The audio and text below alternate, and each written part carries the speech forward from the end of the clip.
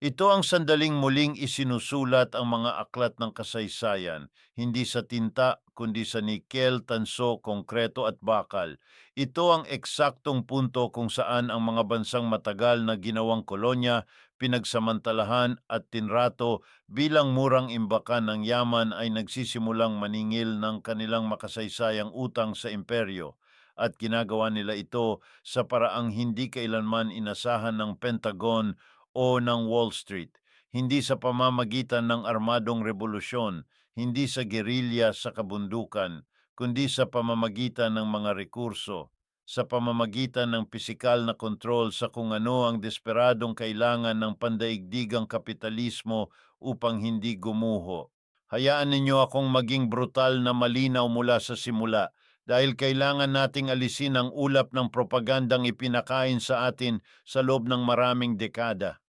Ang Estados Unidos ay sistematikong kumukuha ng yaman mula sa Pilipinas sa loob ng mahigit isang siglo. At hindi ko ginagamit ang salitang pagnanakaw bilang metapora. Ginagamit ko ito bilang eksaktong paglalarawan ng ekonomikong proseso. Pagkuha ng halaga ng walang makatarungang kapalit. Ginawa nila ito sa tulong ng mga elitistang lokal na naghahari na mas nakikinig sa Washington kaysa sa sariling mamamayan. Ginawa nila ito sa pamamagitan ng mga kasunduang militar, base militar at mga institusyong pinansyal na nagtutulak ng austerity at neoliberalismo na parang relihiyon. Ginamit ang Pilipinas bilang estratehikong outpost, murang lakas paggawa at pinagmumulan ng likas yaman habang ang kaunlaran ay nanatiling pangako lamang. Kinuha ang nikel ng Mindanao para sa industriyang militar at teknolohikal. Kinuha ang tanso at ginto ng Luzon at Visayas. Ginamit ang mga daungan, dagat at himpapawid ng Pilipinas para sa proyektong pangseguridad ng Estados Unidos sa Asya. At kapalit nito, ano ang iniwan? Iniwan ang estruktural na kahirapan. Iniwan ang ekonomiyang umaasa sa remittance. Iniwan ang utang, kawalang industrialisasyon at isang estadong sanay sumunod kaysa magplano. Ang Pilipinas ay isa sa pinakamasakit na halimbawa ng ganitong kolonyal na dinamika. Sa loob ng mga dekada, gumana ito bilang isang modernong kolonya ng hilaw na materyales at serbisyong mababa ang sahod. Habang ang yaman ay lumalabas ng bansa, ang kaunlaran ay nananatiling hindi dumarating sa kanayunan at maralitang lungsod. Ang nikel ng Pilipinas ay tumulong sa industrialisasyon ng iba habang ang mga komunidad na pinagmulan nito ay naiwan sa polusyon at kawalan ng oportunidad. Ngunit ngayon, sa panahong ito ng malalim na pagbabago sa pandaigdigang kaayusan, may nagbabagong kalkulasyon. Ang Pilipinas ay gumigising sa isang bagong isang realidad kung saan ang kapangyarihan ay hindi lamang militar, kundi logistikal at material. Ang bansa ay isa sa pinakamalalaking supplier ng nikel sa mundo, isang metal na kritikal sa baterya ng electric vehicles, renewable energy at digital infrastructure. Ang nikel ay ang bagong langis at ang Pilipinas ay nakaupo sa ibabaw nito. At dito pumapasok ang puntong hindi gustong pag-usapan ng Washington. Ang pinakamalaking mamimili ng mga mineral ng Pilipinas ay hindi na eksklusibong kanluran. Ang Asya, lalo na ang China, ang nagiging sentro ng grabidad. Kapag ang iyong pangunahing customer ay hindi na Estados Unidos, ang tradisyonal na banta ng isara namin ang aming merkado ay nawawalan ng ngipin. Ang kapangyarihan ng veto ay natutunaw. At higit pa rito, hindi lang kalakalan ang nagbabago, infrastruktura ang binabago, mga daungan, railways, kalsada at supply chain na hindi dumadaan sa tradisyonal na kontrol ng Amerika. Ang Pilipinas tulad ng ibang bansa sa rehiyon ay nagsisimulang magtayo ng mga pisikal na daan palabas ng lumang sistema. Hindi ito rebolusyong ideolohikal. Ito ay rebolusyong logistikal. At iyon ang tunay na kinatatakutan ng imperyo. Hindi ang mga talumpati sa UN. Hindi ang mga bandila, kundi ang katotohanang may mga alternatibo na ngayon.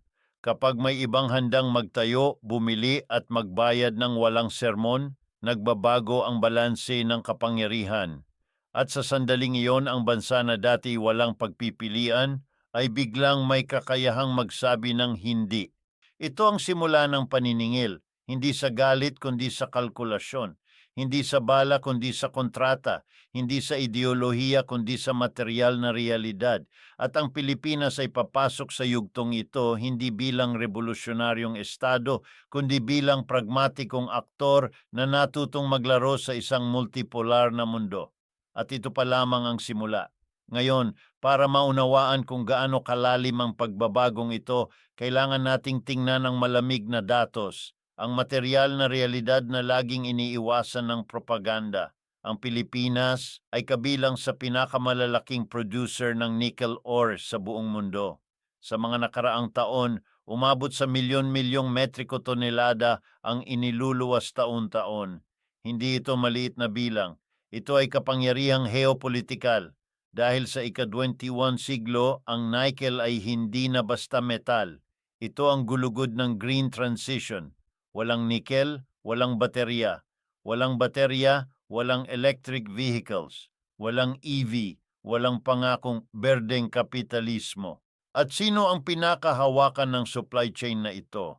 Hindi ang Estados Unidos, kundi ang China.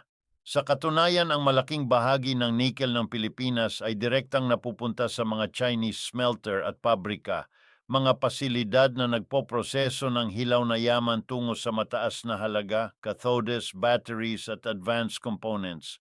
Dito pa lang makikita ang pagbabago ng laro. Hindi na exporter lang ng hilaw na bato ang Pilipinas. Ito ay bahagi na ng isang mas malawak na industrial na ekosistemang Asyano. At dito nagsisimulang mawala ng tulog ang mga strategist sa Washington. Dahil kapag ang iyong pangunahing customer ay handang bilhin ang halos buong produksyon mo, may nagbabago sa relasyon ng kapangyarihan. Ang tradisyonal na banta, puputulin namin ang access mo sa aming merkado, ay nagiging hungkag. Kung hindi mo na kailangan ang merkado ng Amerika para mabuhay, ang Amerika ay nawawala ng pingga. Ngunit ang mas masakit para sa imperyo ay hindi lamang kalakalan. Ito ay logistics, ang pisikal na arkitektura ng global na kalakalan. Ang Pilipinas, sa tulong ng Asyatikong kapital, ay nagsisimulang i-upgrade ang mga daungan, shipping lanes at koneksyon na direktang nakatali sa rehiyon ng Indo-Pacific, hindi na dumadaan sa tradisyonal na mga choke point na matagal nang minomonitor at impluensyado ng Estados Unidos. Ito ang dahilan kung bakit ang South China Sea ay hindi lamang usapin ng soberanya o teritoryo. Ito ay usapin ng supply chain. Sino ang may kakayahang magdala ng produkto mula Mina patungong pabrika ng mabilis, mura at ligtas? At sa larong ito, ang China ay nag-aalok ng isang kumpletong pakete, puhunan, infrastruktura at garantisadong demand. At ano ang inaalok ng Estados Unidos bilang kapalit? Mga babala, mga sermon tungkol sa utang trap, mga ulat tungkol sa banta sa pambansang seguridad. Ngunit kapag ang isang bansa ay nangangailangan ng daungan, kuryente, trabaho at merkado, ang mga abstraktong babalang ito ay hindi sapat. Hindi ka makakakain ng sermon, hindi ka makakapagtayo ng pabrika gamit ang lektura tungkol sa demokrasya. Dito natin nakikita ang malaking pagkakamali ng estratehiya ng Washington. Iniisip pa rin nila na ang mundo ay umiikot sa isang sentro, na ang dolyar, ang kanilang mga institusyon at ang kanilang infrastruktura ay hindi mapapalitan. Ngunit ang kapitalismo mismo ang sumisira sa ilusyon na ito. Kapag may mas mahusay, mas mabilis at mas murang alternatibo, lilipat ang daloy ng kapital kahit pa ito ay magmula sa Beijing. At ang Pilipinas, tulad ng maraming bansa sa Timog Silangang Asya, ay hindi gumagawa ng ideolohikal na deklarasyon. Walang revolusyonaryong talumpati, walang pagsunog ng bandila. Ang ginagawa nito ay mas mapanganib para sa imperyo, tahimik na pag-aangkop, tahimik na pagredirect ng kalakalan, tahimik na pagbuo ng mga relasyon na hindi madaling baligtarin. Kapag naitayo na ang infrastruktura, kapag naselyuhan na ang mga kontrata, kapag nasanay na ang ekonomiya sa bagong ruta ng kalakalan, lumilikha ito ng sariling inersya. Kahit magbago ang administrasyon, kahit magpalit ng pangulo, nananatili ang riles, ang daungan, ang pabrika. At iyon ang tunay na anyo ng soberanya sa modernong mundo, ang kakayahang pumili kung kanino ka makikipagkalakalan at sa anong kondisyon. Ito ang dahilan kung bakit ang Pilipinas ay nagiging mas mahalagang piraso sa mas malaking chessboard ng Indo-Pacific. Hindi bilang base militar, kundi bilang economic node. Isang bansang may yaman na kritikal sa hinaharap ng teknolohiya at may lumalawak na opsyon kung paano ito ibebenta. At sa sandaling yon, ang bansa ay hindi na basta sunod-sunuran. Ito ay nagiging negosyador.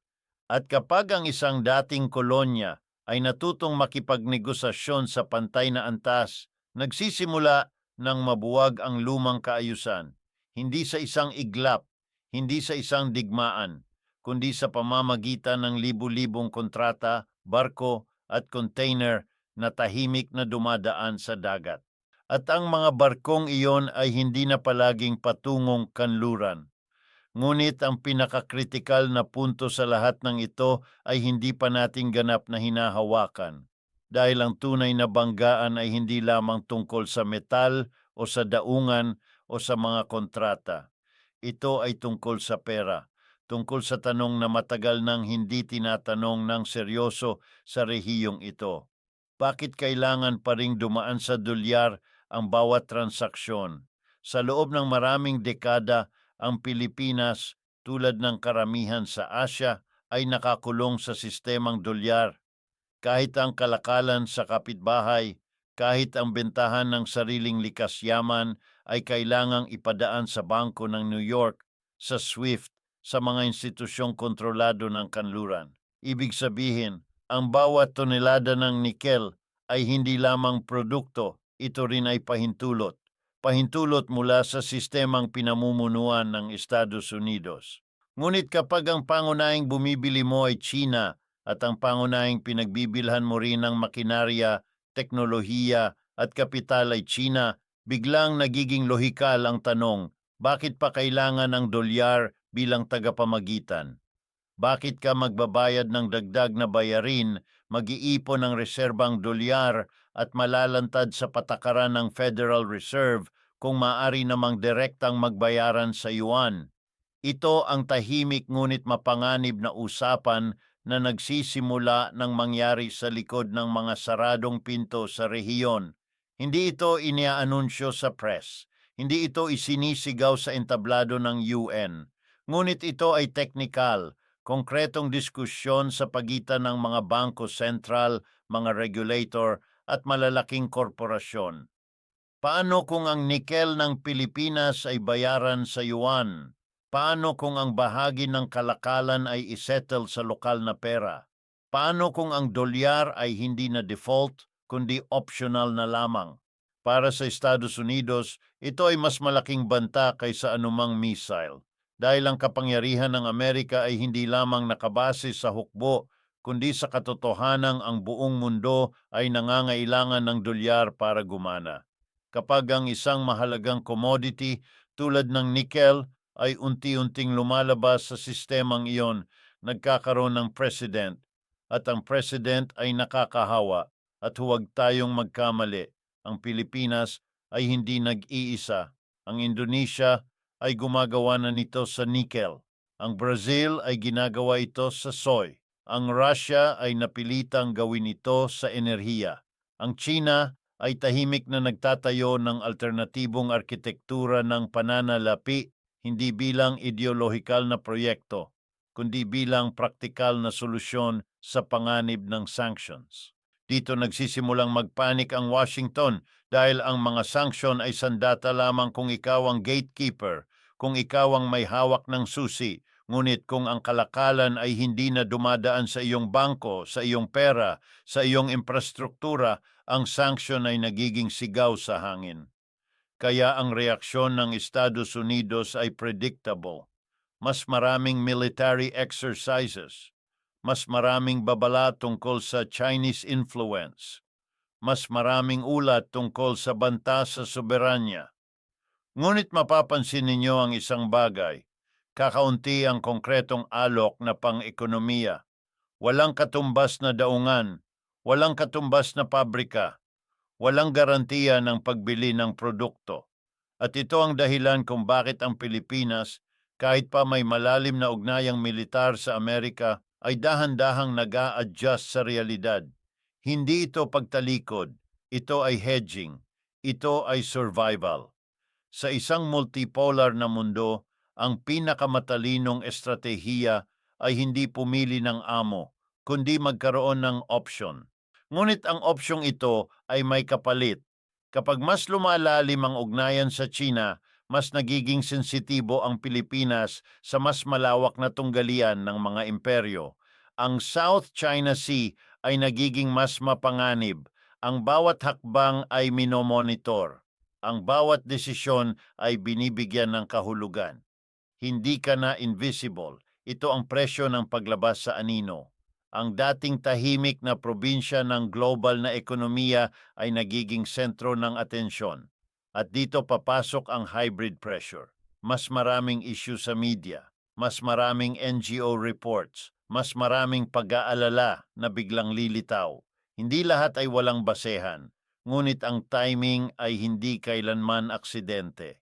Gayunpaman, may isang bagay na nagbago ng permanente.